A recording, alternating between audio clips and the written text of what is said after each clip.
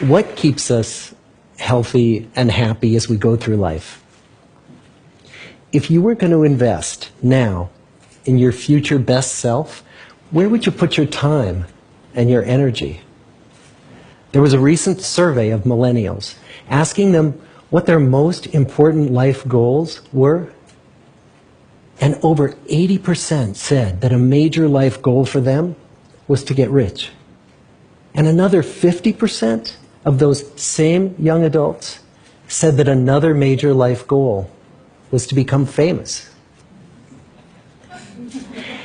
And we're constantly told to lean into work, to push harder and achieve more. We're given the impression that these are the things that we need to go after in order to have a good life. Pictures of entire lives, of the choices that people make and how those choices work out for them, those pictures are almost impossible to get. Most of what we know about human life, we know from asking people to remember the past. And as we know, hindsight is anything but 20/20. We forget vast amounts of what happens to us in life, and sometimes memory is downright creative. But what if we could watch entire lives as they unfold through time? What if we could study people from the time that they were teenagers all the way into old age to see what really keeps people happy and healthy?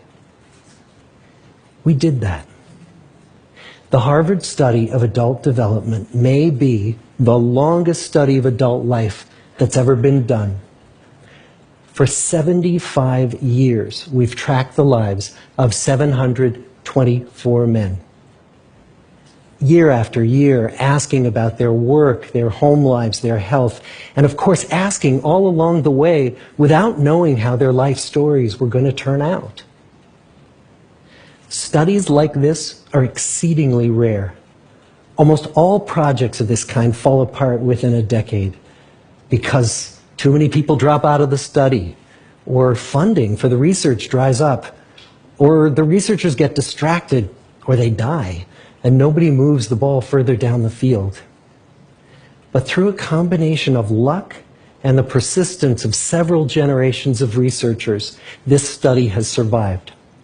About 60 of our original 724 men are still alive, still participating in the study, most of them in their 90s. And we are now beginning to study the more than 2,000 children of these men. And I'm the fourth director of the study. Since 1938, we've tracked the lives of two groups of men. The first group started in the study when they were sophomores at Harvard College. They all finished college during World War II, and then most went off to serve in the war. And the second group that we've followed was a group of boys from Boston's poorest neighborhoods. Boys who were chosen for the study specifically because they were from some of the most troubled and disadvantaged families in the Boston of the 1930s. Most lived in tenements, many without hot and cold running water.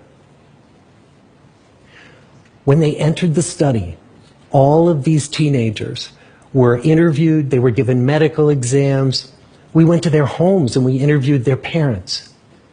And then these teenagers grew up into adults who entered all walks of life. They became factory workers and lawyers and bricklayers and doctors. One president of the United States. Some developed alcoholism. A few developed schizophrenia. Some climbed the social ladder from the bottom all the way to the very top. And some made that journey in the opposite direction.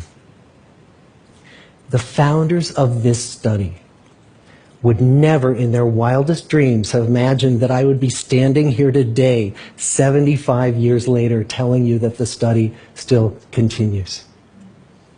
Every 2 years, our patient and dedicated research staff calls up our men and asks them if we can send them yet one more set of questions about their lives.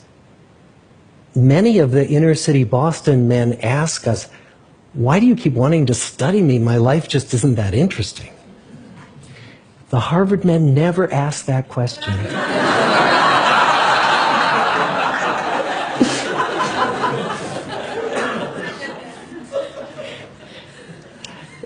To get the clearest picture of these lives, we don't just send them questionnaires. We interview them in their living rooms. We get their medical records from their doctors. We draw their blood. We scan their brains. We talk to their children. We videotape them talking with their wives about their deepest concerns. And when, about a decade ago, we finally asked the wives if they would join us as members of the study, many of the women said, you know, it's about time. So what have we learned? What are the lessons that come from the tens of thousands of pages of information that we've generated on these lives? Well, the lessons aren't about wealth or fame or working harder and harder. The clearest message that we get from this 75-year study is this: good relationships keep us happier and healthier. Period. We've learned 3 big lessons about relationships. The first is that social connections are really good for us and that loneliness kills. It turns out that people who are more socially connected to family, to friends, to community are happier, they're physically healthier, and they live longer than people who are less well connected. And the experience of loneliness turns out to be toxic. People who are more isolated than they want to be from others find that they are less happy, their health declines earlier in midlife, their brain functioning declines sooner, and they live shorter lives than people who are not lonely. And the sad fact is that at any given time, more than 1 in 5 Americans will report that they're lonely. And we know that you can be lonely in a crowd and you can be lonely in a marriage. So the second big lesson that we learned is that it's not just the number of friends you have, and it's not whether or not you're in a committed relationship, but it's the quality of your close relationships that matters. It turns out that living in the midst of conflict is really bad for our health. High conflict marriages, for example, without much affection, turn out to be very bad for our health, perhaps worse than getting divorced. And living in the midst of good, warm relationships is protective. Once we had followed our men all the way into their 80s, we wanted to look back at them at midlife and to see if we could predict who was going to grow into a happy, healthy octogenarian and who wasn't. And when we gathered together everything we knew about them at age 50, it wasn't their middle-aged cholesterol levels that predicted how they were going to grow old. It was how satisfied they were in their relationships. The people who were the most satisfied in their relationships at age 50 were the healthiest at age 80. And good, close relationships seem to buffer us from some of the slings and arrows of getting old. Our most happily partnered men and women reported in their 80s that on the days when they had more physical pain, their moods stayed just as happy.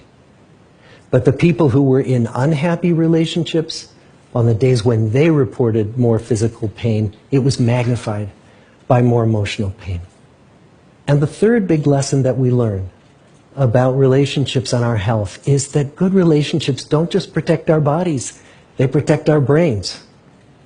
It turns out that being in a securely attached relationship to another person in your 80s is protective. That the people who are in relationships where they really feel they can count on the other person in times of need, those people's memories stay sharper longer.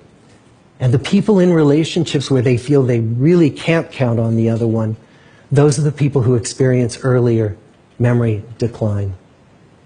And those good relationships, they don't have to be smooth all the time. Some of our octogenarian couples could bicker with each other day in and day out.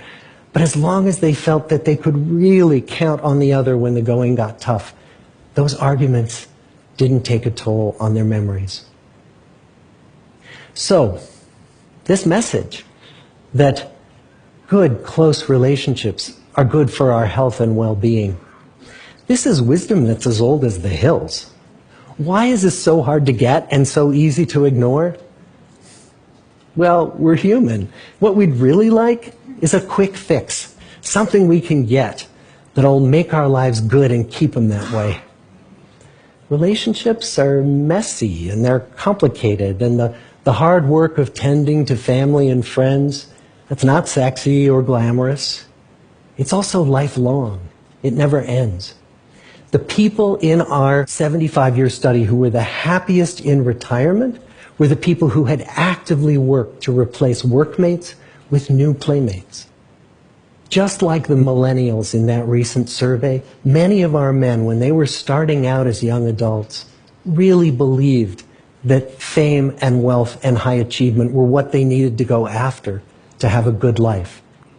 But over and over these 75 years, our study has shown that the people who fared the best were the people who leaned into relationships with family, with friends, with community. So what about you? Let's say you're 25, or you're 40, or you're 60. What might leaning into relationships even look like? Well, the possibilities are practically endless. It might be something as simple as replacing screen time with people time, or livening up a stale relationship by doing something new together, long walks or date nights, or reaching out to that family member who you haven't spoken to in years, because those all too common family feuds take a terrible toll on the people who hold the grudges. I'd like to close with a quote from Mark Twain.